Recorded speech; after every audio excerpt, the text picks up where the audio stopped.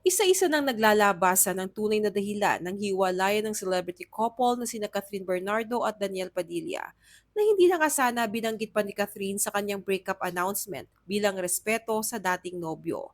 Pero may mga ilang taong nakakaalam sa katotohanan ang siya namang naglabas ng mga ebidensya ng pagtataksil ni Daniel Padilla.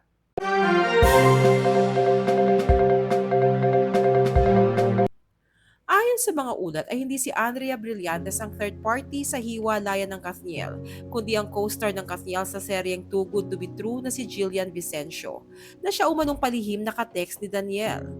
Bago maghiwalay ay may mga ilang araw na rin umanong napapansin ni Catherine ang biglaang pagbabago ni Daniel at madalas itong tahimik lang at may ka-text. Ayon sa mga screenshot ng conversation na kumakalat ngayon, bago ang hiwalayan ay nakarating kay Catherine na si Jillian Vicencio ay nagsabi kay Sue Ramirez na maliit ang kay Daniel.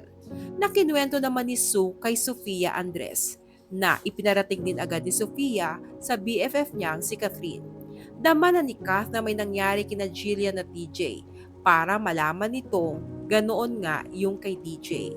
Mga ilang buwan na rin umanong nag-aaway ang Kathniel dahil itong si DJ ay bigla daw nagbago tapos palaging may kateks. Kaya noong bago pumunta ng Korea si Catherine para tumanggap ng award, ay dumaan muna siya sa kondo ni Daniel sa BGC para magpaalam. Out of nowhere ay hiningi niya ang phone ni DJ dahil palagi naman daw itong pinapahiram sa kanya ng nobyo.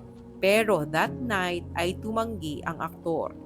Sabi daw ni DJ kay Catherine, "This phone has a lot of cheating, Bal."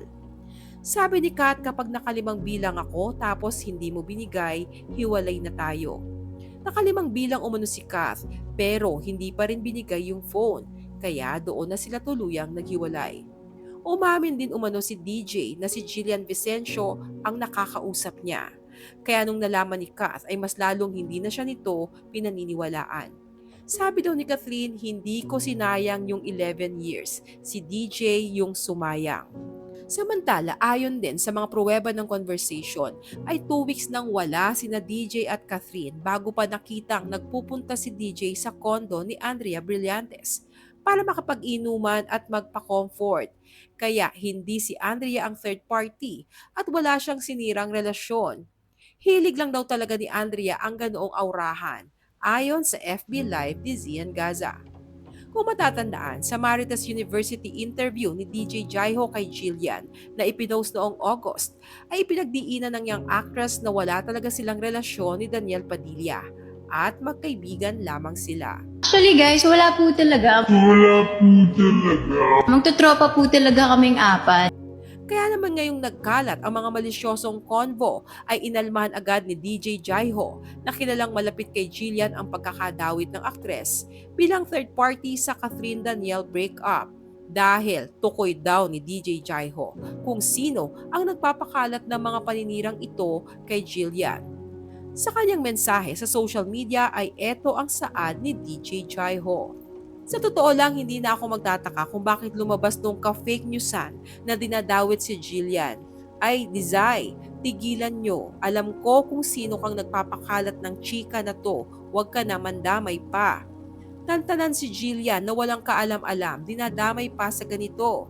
"Ang galing ng bagong narrative ha, same na same kung paano nakarating sa akin. As in verbatim, tigilan nyo si Jillian." Merong mga netizens naman na itinuturo ang kampo ni Andrea Brillantes na siya umanong nasa likod ng mga alegasyong ito laban kay Jillian para umano ilihis ang issue kay Andrea. Ayon sa netizens, hanggang sa ngayon ay nakafollow pa rin si Catherine kay Jillian at kamakailan lang ay nagkasama pa sila sa promo ng movie na A Very Good Girl. Patunay na wala umanong bad blood sa pagitan ng dalawang aktres, hindi daw tulad ng ginawang pag-unfollow ni Catherine kay Andrea Brillantes. Samantala, madami pa umanong babae ang nakadate si Daniel sa loob ng 11 years nilang relasyon ni Catherine Bernardo. Sa tingin nyo, for the last 11 years, isa lang? Dami boy. Napakarami.